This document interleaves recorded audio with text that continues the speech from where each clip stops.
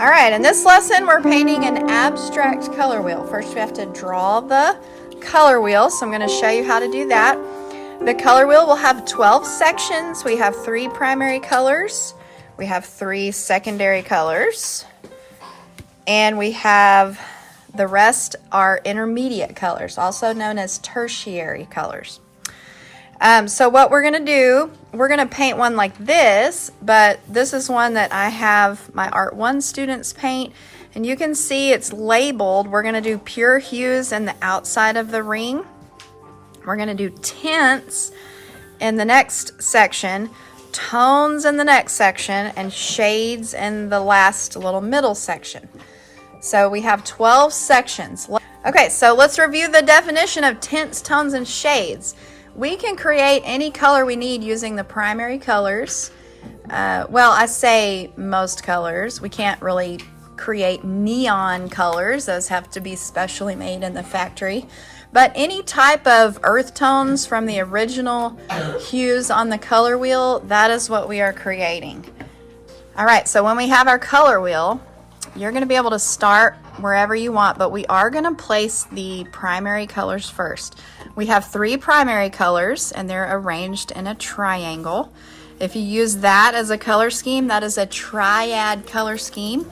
We also have the secondary colors of orange, green, and violet.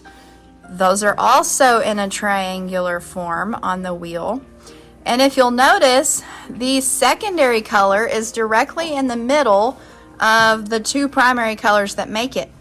So your secondary color, just look on either side, and those are the 2 colors that make that.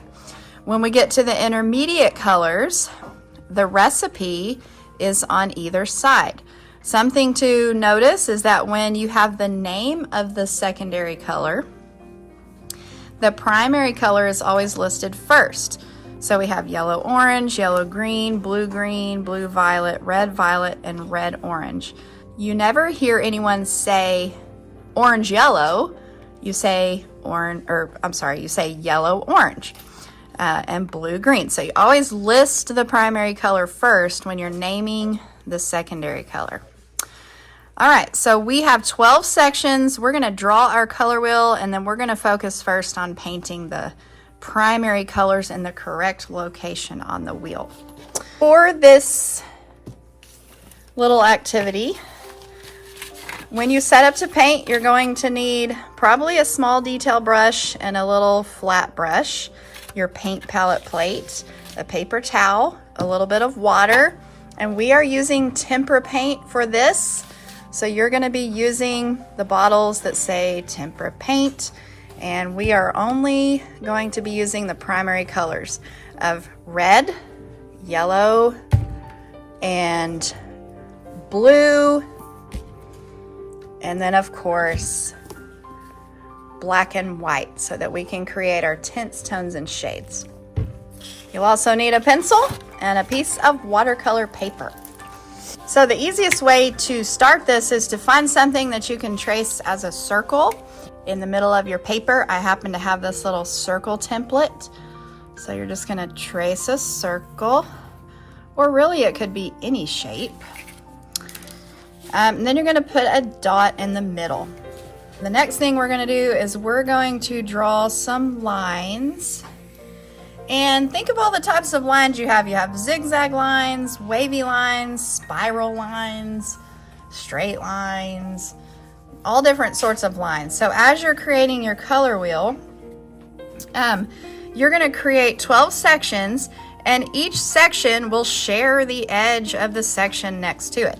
So if I come here and I make a zigzag line, okay, I'm going to close off that shape. So that's one section. Actually, I need to make this bottom part a little bit bigger, because you're going to need a small section down here to do your shade. So I'm going to make that one a little bit wider. There's the edge of my circle. So that will be my shade. Okay, so the next section, I'm only going to draw one line to close off this section. So this will be another section. So maybe I'll do a little line like this. You can just have fun with it. Maybe a little bump right there. So there's 2 sections. Then I'm going to do another one. Then maybe this one can be straight. Maybe it can come in and back out. All right. How many do I have? 1, 2, 3, 4, 5, 6. Something you can do is kind of 1, 2, 3, 4, 5, 6, 7, 8, 9, 10. It gets kind of confusing. I always have to count several times. See how many I have. 1, 2, 3, 4, 5, 6, 7, 8, 9, 10, 11. I'm going to need one more. So I've got some space over here. I'm going to move this line over a little bit and put an extra one in. So let me see if that gives me 12. We'll see. 1, 2, 3, 4, 5, 6, 7, 8, 9, 10, 11, 12. Perfect. So now I can focus on my shapes here and not worry about counting.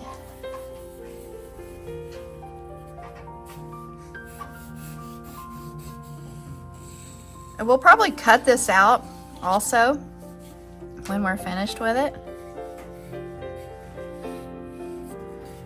I'm just going to make this one easy. I'm going to come way out in the corner in this one.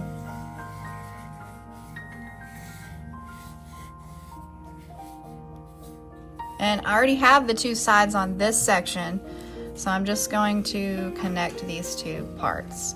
Okay, and those of you who started Friday or weren't here, you can start over and try again if you don't like how your shapes turned out. You can turn your watercolor paper over, or you can just do another one. Okay, so now we've got 12 sections, but now we have to do 1, 2, 3, 4 sections within each of those sections, because in each little design we want to have a spot for the hue, the tint, tone, and shade. Okay, so we've got our center point, and then let's count how many lines we have between the center point and the outer edge. We have 1, 2, 3 lines.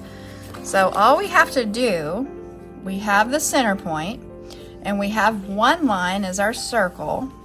Now I'm going to just add 2 lines. So I'm going to meander a line through here. I'm going to come through there.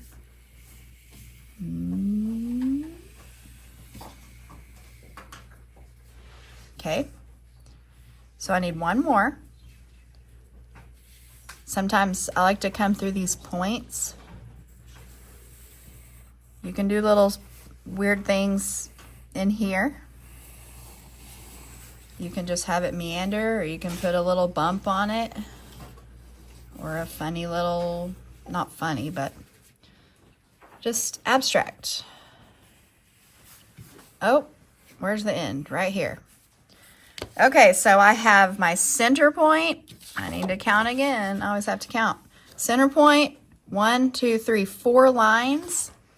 Center point, 1, 2, 3, 4 lines. Okay, so we should have here 12 sections with 4 sections in each one. All right.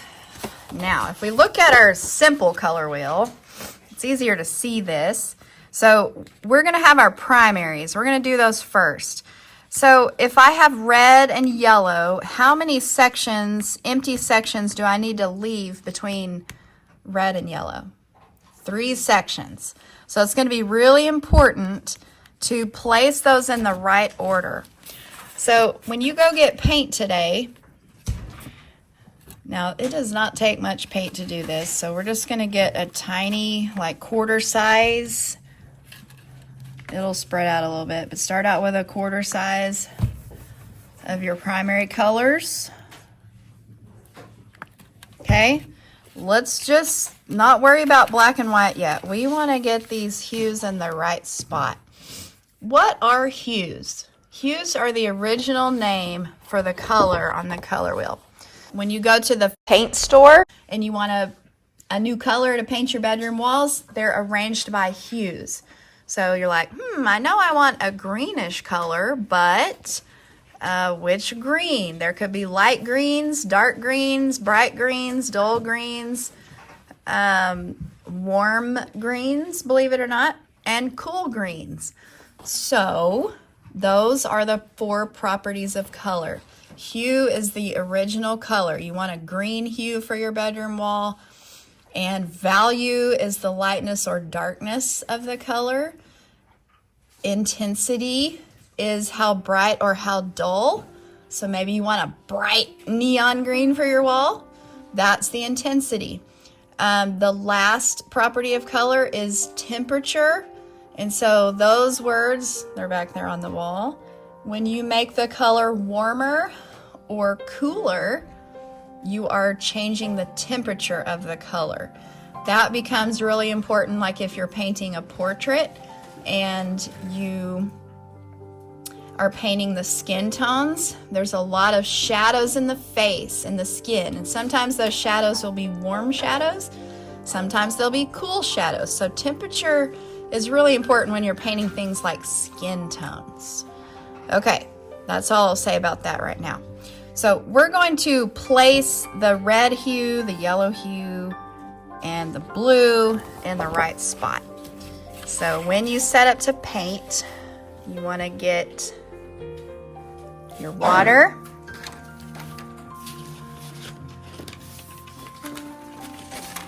your paper towel. I like to fold it flat and just set it right here. And then you have your paint on your palette, and then you've got your brush.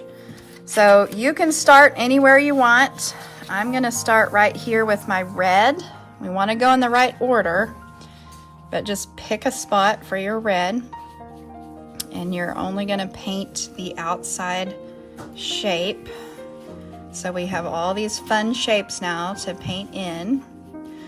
Go slow along the edges. Try to have good craftsmanship. If you need to switch to a smaller brush, do that.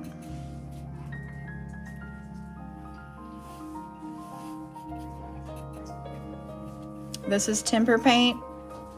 In theory, it's supposed to be washable out of your clothes, but you could do this with watercolor. You could also do it with acrylic paint. Any kind of paint, really. Okay, so there's my red section. Okay, how many sections did we say we needed to have between each of our primaries?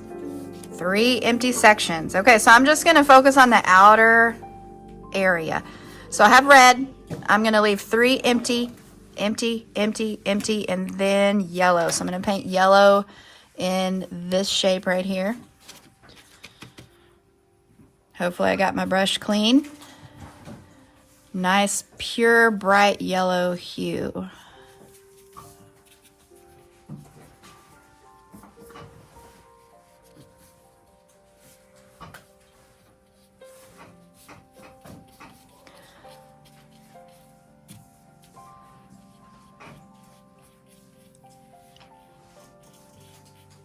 All right, rinse that out.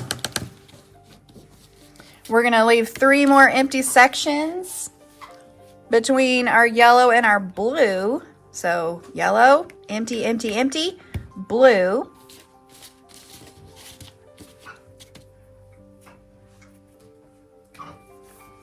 All right, 1, 2, 3, blue.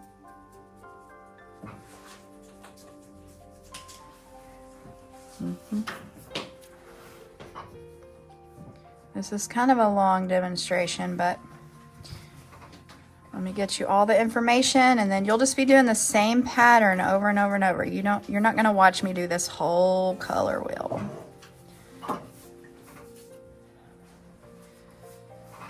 If you're watching this with the video, I'll just put it on a time lapse, and so you'll be able to see me do the same pattern over and over and over to create the tints, tones, and shades. Okay, if I did this correct, I should have 3 empty sections also between red and blue. 1, 2, 3. So now I have placed my primary colors correctly, and I'm ready to show you how to do the tints, tones, and shades. At any time, if you need to go get clean water, you know, you can just hop up and do that. Okay, so to make 10 Tones and Shades, you're going to need a little bit of black, a little bit of white. We're running low on white paint, so let's be conservative. I'll have to make a trip for Hobby Lobby. I always like an excuse to go to Hobby Lobby. Okay, so I'm going to start with red, and I'm going to teach you this pattern. It's going to be the same pattern every time. So the next section, all the way around, we're going to create tints. And you create tints by adding pure white to your original hue. So I'm going to add what? When I'm working on the red hue, I'm going to add red and some white. What am I going to get? Pink. So pink is actually a red hue. Okay, so I'm just coming inwards towards the center dot, and I'm going to put my tints.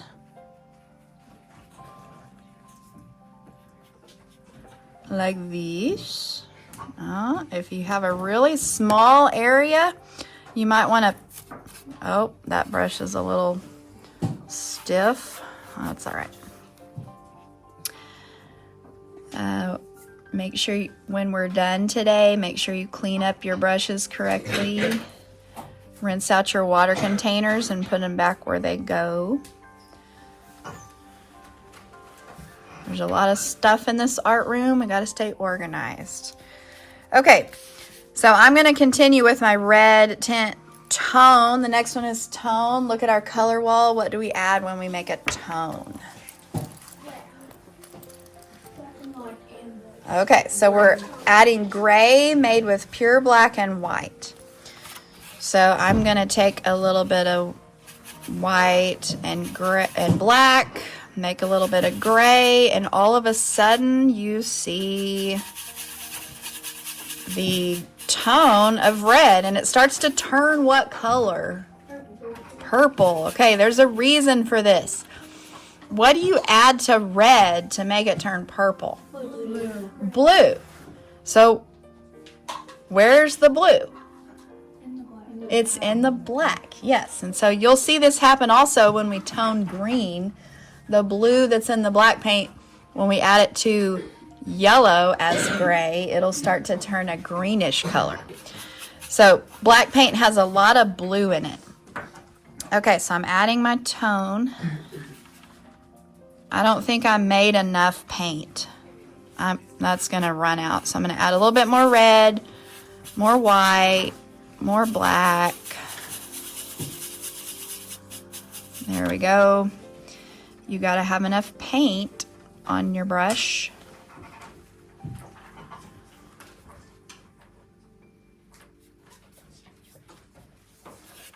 If it's not spreading very well, you may not have enough paint on your brush, or it may be getting too dry.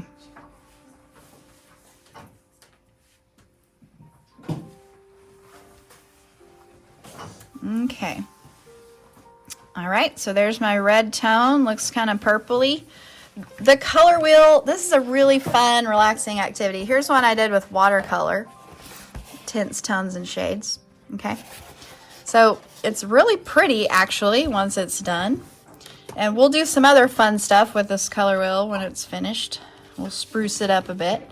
Okay, now I'm going to add the shade of red. So look at the color word wall. How do we make a shade of a hue? We're going to add black. So we want to make sure we don't have any white in the mixture. So I'm going to take some red and pure black with no white in it. Okay, and then here's my shade. So it kind of looks like a maroon burgundy color, and that is the shade of red.